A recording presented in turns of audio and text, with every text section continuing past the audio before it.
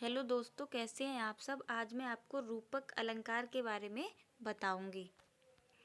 क्या होता है रूपक अलंकार? परिभाषा पढ़ते हैं। जब किसी भी वस्तु को दूसरी वस्तु के समान बताया जाए और इनमें कोई भी अंतर नहीं रह जाए, रूपक अलंकार कहलाता है।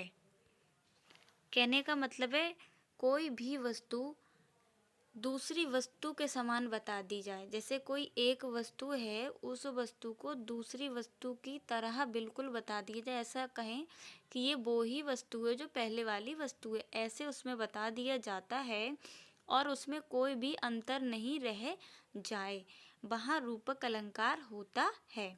उदाहरण उदाहरण क्या है? चरण सरोज पखारन लागा। चरण मीन्स यहाँ पे होता है पैर और सरोज मीन्स कमल। तो जो कमल है वो अपनी पंखुड़ियों को क्या करता है? पखारने लगता है, यानी कि फैलाने लगता है। उसकी यहाँ पे बात हो रही है। तो देखते हैं क्या कहना चाहा है चरण सरोज पखारन लागा इस उदाहरण में। ऊपर की पंक्तियों में चरण यानी कि पैर, चरण यानी कि पैर को सरोज, सरोज यानी कमल के समान बताया गया है। इसीलिए यहाँ रूपक अलंकार है। इसीलिए यहाँ पे क्या है? रूपक अलंकार है। तो आप समझ गए होंगे कि जब कोई भी एक वस्तु है उसे दूसरी की तरह बिल्कुल बता दिया जाए और उसमें कोई भी अंतर नहीं रह जाए, वहाँ रूपक अलंकार होता है। चलिए चलते हैं अब उत्प्रेक्षा अलंकार क्या होता है। उत्प्रेक्षा अलंकार पढ़ते हैं। क्या होता है? जहाँ एक वस्तु को दूसरी वस्तु बताने की संभावना दिखाई जाए या एक विषय को दूसरा विषय बताने का पूरा प्रयास किया जाए, वहाँ उत्प्रेक्षा अलंकार होता है।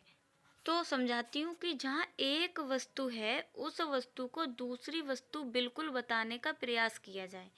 ये कहा जाए कि ये जो वस्तु बस संभावना दिखाई जाए, लेकिन रियल में कुछ उसमें प्रूफ ना हो सके।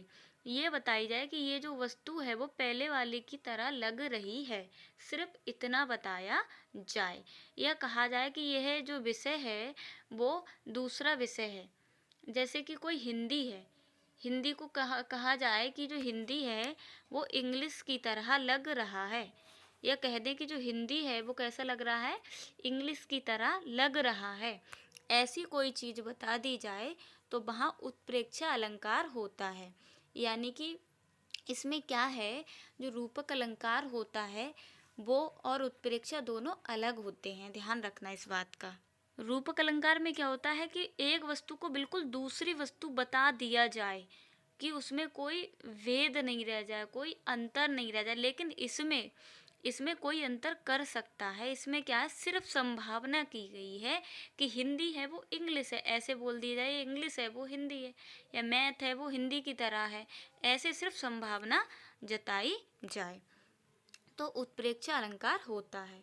या कह सकते हैं, ऐसे याद नहीं रहे तो ऐसे आप याद रखना है इसके लिए। जहाँ उपमेय में उपमान की संभावना की जाए, उत्प्रेक्षा अलंकार होता है। जहाँ उपमेय में उपमान की संभावना की जाए, वहाँ उत्प्रेक्षा अलंकार होता है। ऐसे भी आप परिभाषा लिख सकते हैं। मनु मानो, जनु जानो, मनहु जनहु आदि शब्द उत्प्रेक्षा अलंकार के लक्षण हैं या वाचक शब्द हैं। उदाहरण: अति कटु वचन कहते कैकई, मानहु लोन जले पर देही। इसका क्या मतलब? दोस्तों ये उदाहरण है, इस उदाहरण को एक्सप्लेन करती हूँ। देखते हैं। यहाँ कैकई के कड़वे वचनों को जले शरीर पर नमक लगाने जैसा लग रहा है। यानी कि इसमें क्या कहा गया है कि ऐसा लग रहा है कि जो कैकई है वो कड़वे वचन जो बोल रही हैं, कटु वचन जो बोल रही हैं, वो कैसे लग रहे हैं, उनका दर्द हमें कैसा लग रहा है? ऐसा लग रहा है कि जैसे किसी शरीर पर नमक छिड़क